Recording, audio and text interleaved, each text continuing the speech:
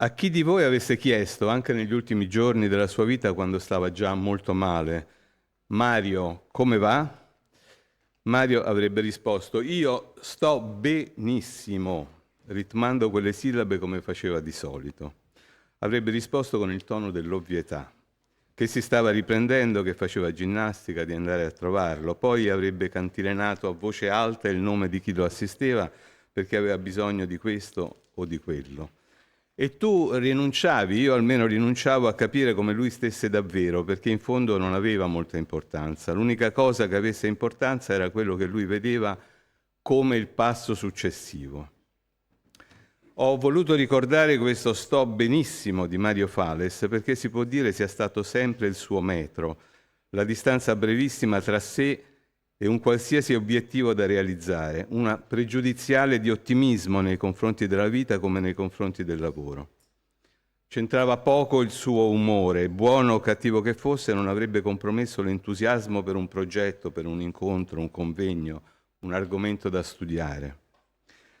Non a caso il volume in suo onore che gli allievi gli dedicarono qualche anno fa fu intitolato Leggo, con un punto esclamativo. Leggo era un refrain esilarante per gli amici, significava Mario ai blocchi di partenza, con la tensione e spesso l'agitazione che comportava per chi gli stava intorno. Poteva essere, e di solito era, il giudizio sul lavoro di un allievo, giudizio peraltro che poteva aspettare mesi, ma anche la valutazione su come organizzare un convegno, un progetto di ricerca, la fattibilità di una mostra e così via. Il suo modo di mostrare iniziativa, di provocare entusiasmo e di generare aspettative, ma anche non di rado malumori. Ma questo era Mario, questo è il suo rapporto con vecchi e nuovi collaboratori considerati singolarmente e come gruppo. Perché a Mario piaceva appunto avere un suo gruppo, la sua squadra, e indubbiamente se molte delle sue ricerche si sono potute sviluppare nel tempo in modo sistematico, questo è dovuto alla sua naturale, istintiva capacità di formare, motivare, tenere unito il suo gruppo di allievi attorno a progetti strutturati e di lunga lena. Dalle sistematiche schedature di testi cuneiformi all'organizzazione delle missioni archeologiche che ha diretto e a cui ha partecipato, l'umore, l'efficienza, la riconoscibilità dei team diretti da Mario Fales è sempre stato un dato sostanziale, una specie di proiezione della sua personalità dove convivevano giovialità, convivialità, ambizione e competitività. Mario era nato negli Stati Uniti, a Baltimora. A questo legame con l'America teneva moltissimo, era perfettamente bilingue, gli è sempre piaciuto dirsi e pensarsi americano. La madre, Angela Levi Bianchini, ispanista e scrittrice, influì molto sulla sua formazione, alimentando la sua passione per la letteratura e la critica letteraria. Lei aveva lasciato Roma e l'Italia nel 1938, dopo la promulgazione delle leggi antiebraiche, si era laureata in filologia romanza alla Johns Hopkins University, aveva fatto rientro in Italia agli inizi degli anni 50. A Roma, per Mario, prima la scuola americana, poi il liceo classico, infine l'iscrizione alla Sapienza per studiare lettere classiche, ma già manifestando una spiccata propensione per le civiltà del vicino Oriente. A indirizzarlo verso l'Oriente, oltre a una passione infantile per mummie, sfingi, piramidi, c'erano vari stimoli. Uno di questi veniva da storie di famiglia. Quella in particolare legata alla figura del nonno, il veneziano Angelo Levi Bianchini, un ufficiale di marina che ebbe un importante ruolo politico nella storia dell'insediamento ebraico in Palestina. Ma lo stimolo determinante per la scelta orientalistica di Fales fu la straordinaria personalità di Giorgio Levi della Vida, illustre semitista e amico di famiglia che lo indirizzò verso gli studi di ebraistica e di arabistica, sotto l'ala, per la verità piuttosto soffocante, del suo ex assistente, poi ordinario di filologia semitica, Sabatino Moscati. Si laurea nel 70, ma il relatore di tesi non sarà Moscati, perché nel frattempo Fales ha deciso di optare per una disciplina da pochissimi anni introdotta nell'università italiana, la storia del vicino Oriente antico, di cui è titolare a Roma Mario Liverani. Argomento di tesi è un gruppo di documenti censuari e catastali di epoca neoassira, provenienti da archivi di Ninive, che necessitano di una trattazione filologica aggiornata e di una contestualizzazione dal punto di vista economico e demografico. Nel giro di pochi anni la tesi diventa una pubblicazione. Si tratta ancora oggi di un lavoro esemplare, cioè l'edizione critica dei testi, ma soprattutto la problematica storica, l'analisi dei dati catastali, la prospettiva geografica e demografica. Temi, peraltro, che formeranno negli anni successivi il fulcro delle ricerche di Fales, quelle sull'onomastica e sulla prosopografia assira, sulla geografia storica e sul paesaggio rurale.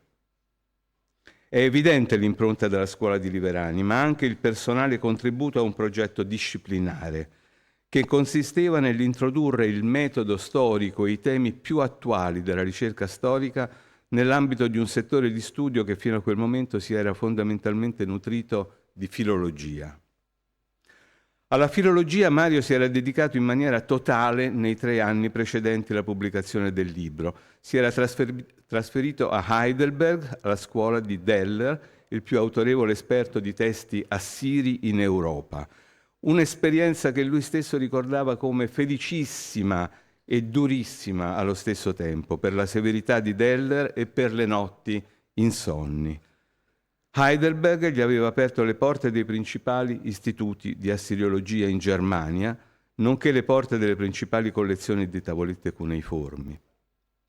Questo per dire che l'opzione di Fales per gli studi storici nasceva da un solido tirocinio in ambito filologico e al tempo stesso dall'esigenza di riconnettersi a filoni di ricerca che erano da tempo frequentati dagli storici del mondo classico, specialmente in Italia, ma che erano fondamentalmente estranei al mondo degli orientalisti.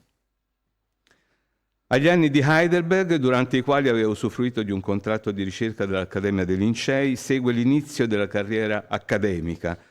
Nel 1973 gli viene infatti affidato un incarico di insegnamento di filologia semitica a Venezia, presso la Facoltà di Lingue di Ca' Foscari, insegnamento che si sarebbe tramutato qualche anno dopo in un posto di professore associato.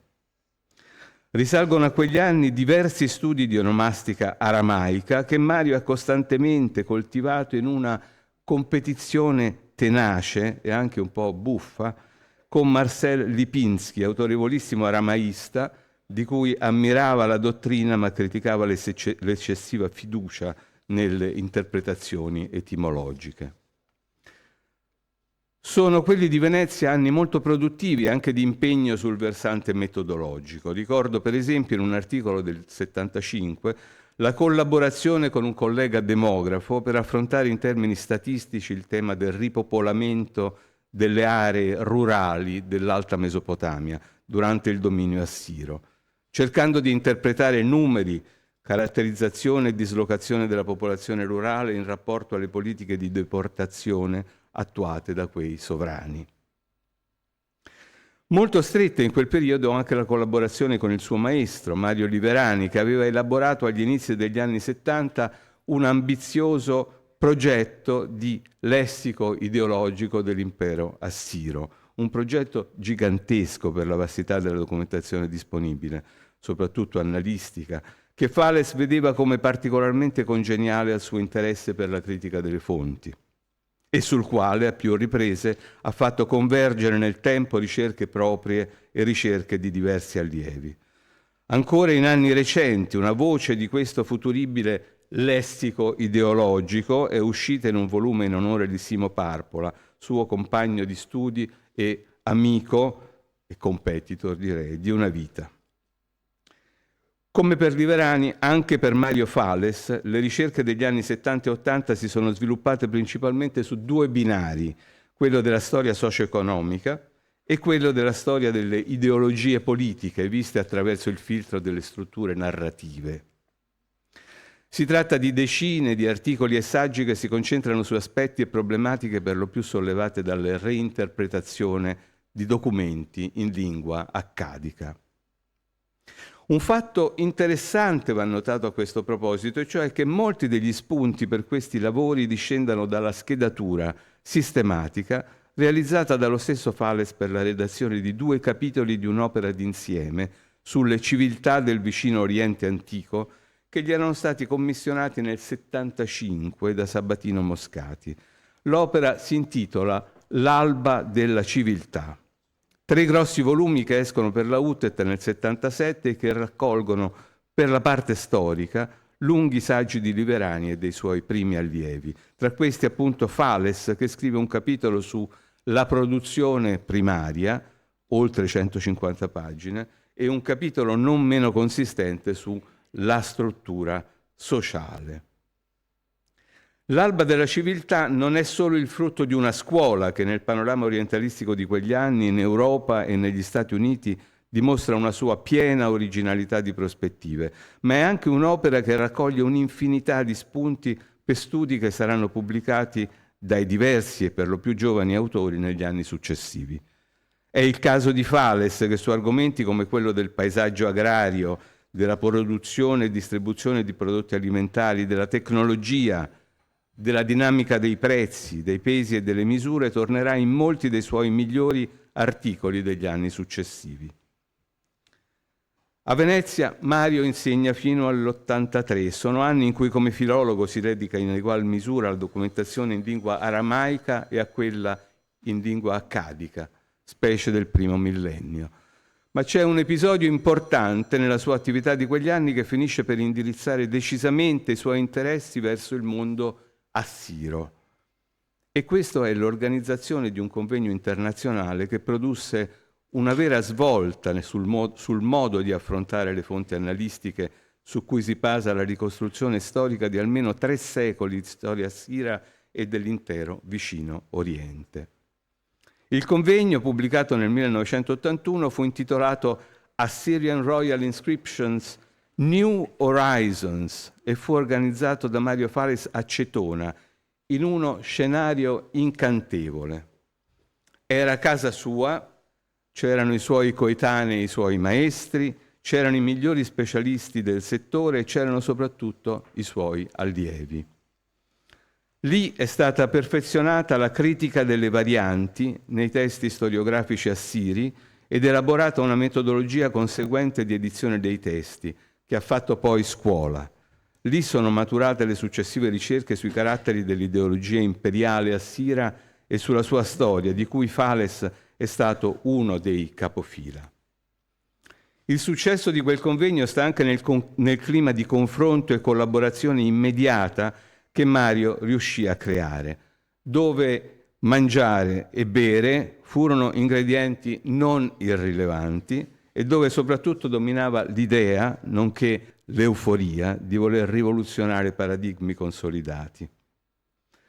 Diversi altri convegni Mario Fales ha organizzato nei decenni successivi, quello su Henry Layard a Roma, quello sul tema dei paesaggi mentali e materiali che organizzammo a Venezia insieme a Gianni Lanfranchi e a Stefano De Martino, quello su Mesopotamia e Arabia in collaborazione con Daniele Morandi. Ma direi che nessuno è riuscito a eguagliare l'atmosfera e i risultati del convegno di Cetona. Nell'83 Mario lascia Ca' Foscari un po' a malincuore, avendoci pensato a lungo, perché è chiamato dall'Università di Padova all'insegnamento di storia orientale antica, che gli si adatta ormai molto di più di quello di filologia semitica e gli lascia maggiori possibilità di azione.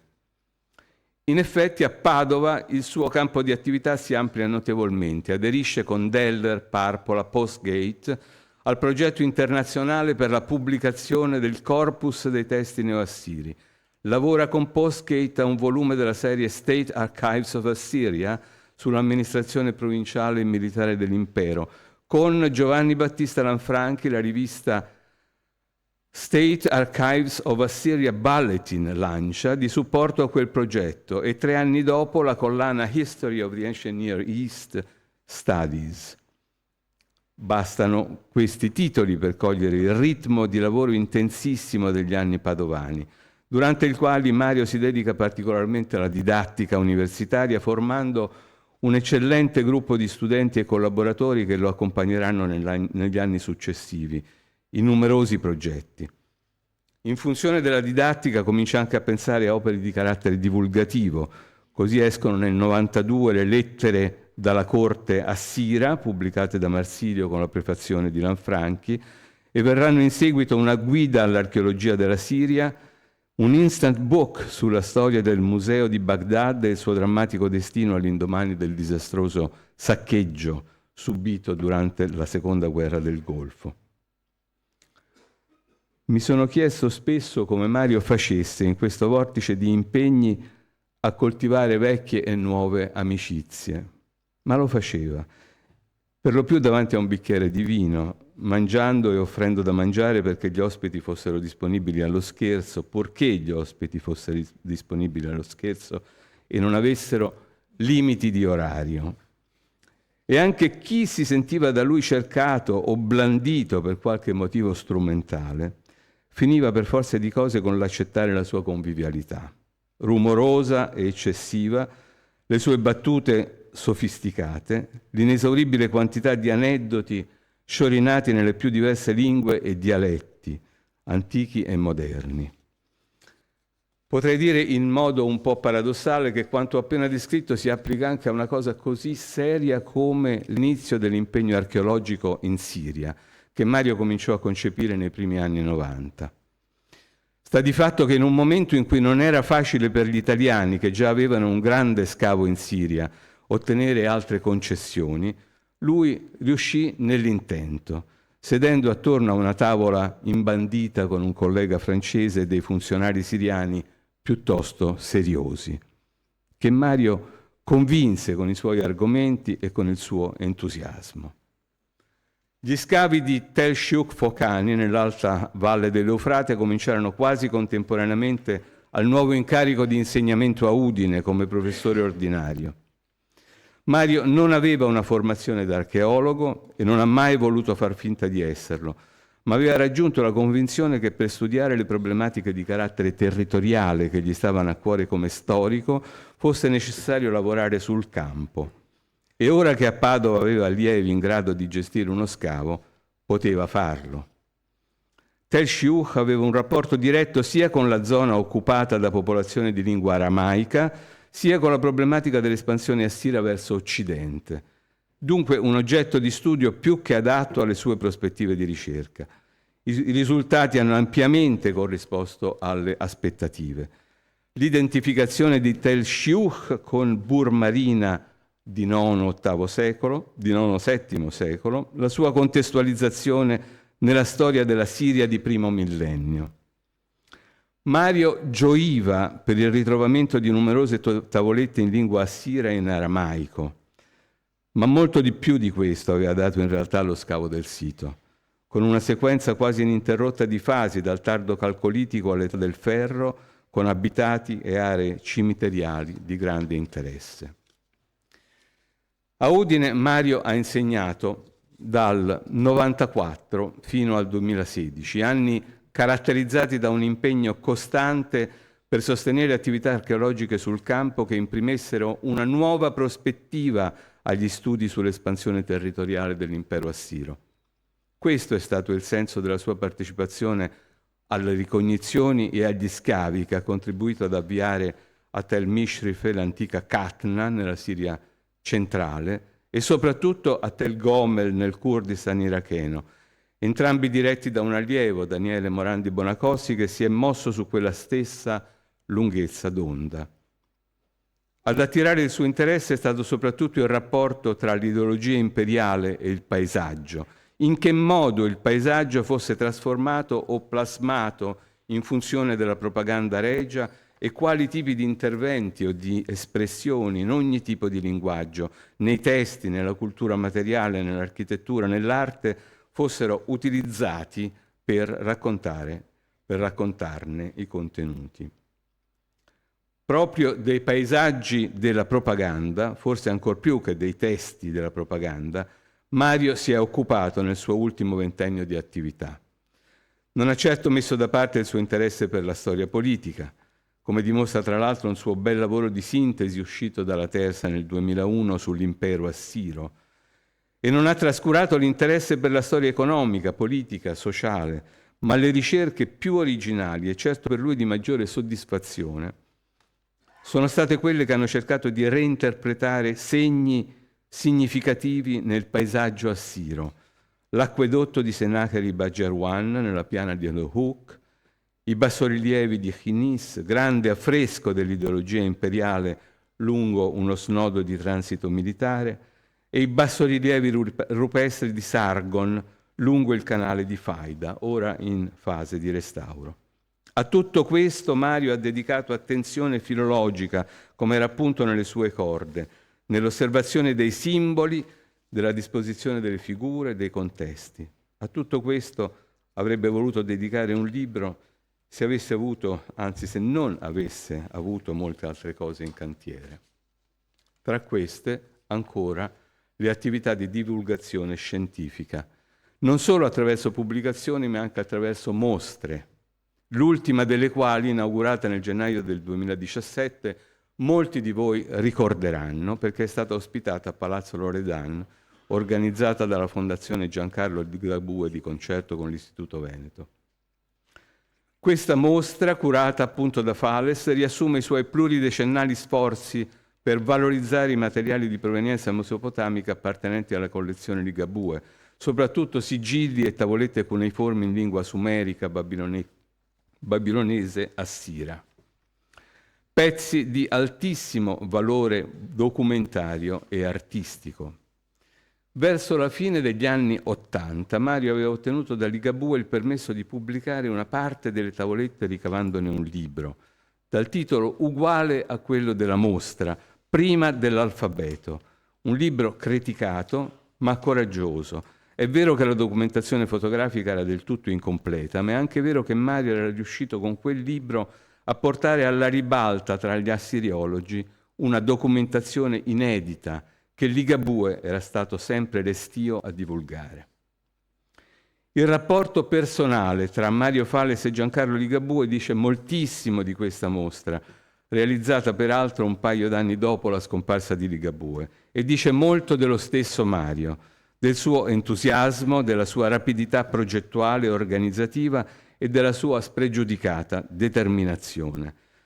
Ligabue affrontava con circospezione il coinvolgimento di studiosi italiani nei suoi progetti, ma per Mario Fales faceva 1000 eccezioni perché lui era, per così dire, un americano a Venezia, perché le sue collaborazioni scientifiche erano prevalentemente all'estero e perché faceva quello che prometteva.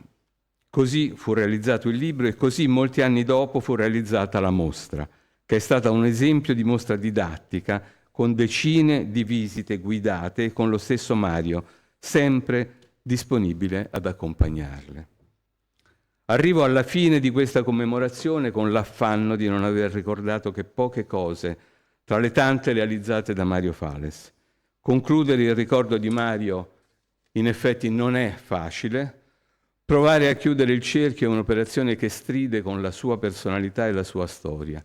Mario guardava costantemente alla prossima sfida, a come spostare il punto di osservazione, ponendosi esplicitamente l'obiettivo di consolidare le fragili fondamenta di un campo di studio che aveva contribuito a fondare, quello della storia del vicino Oriente antico. Il suo è inevitabilmente un profilo aperto e anche la pubblicazione, speriamo prossima, dei suoi ultimi lavori ci farà spostare lo sguardo in avanti a quello che nella sua testa sarebbe venuto dopo.